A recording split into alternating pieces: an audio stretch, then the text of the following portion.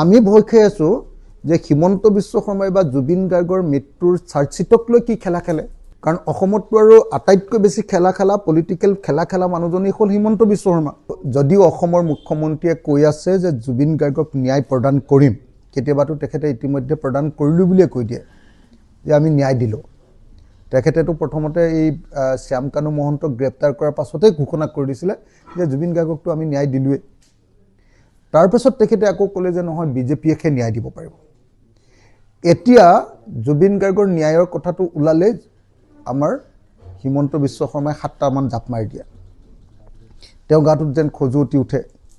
জুবিন গাৰ্গৰ কথা ওলালে হিমন্ত বিশ্ব শৰ্মাই এতিয়া টেনচন খায় সেইকাৰণে আমি ভয় খাই আছো যে হিমন্ত বিশ্ব শৰ্মাই বা জুবিন গাৰ্গৰ মৃত্যুৰ চাৰ্জশ্বিটক লৈ কি খেলা খেলে কাৰণ অসমতটো আৰু আটাইতকৈ বেছি খেলা পলিটিকেল খেলা মানুহজনী হ'ল হিমন্ত বিশ্ব শৰ্মা সেইকাৰণে সকলো মানুহবিলাকে ভয় খাই আছে যে চাৰ্জশ্বিটত কি খবৰ আহে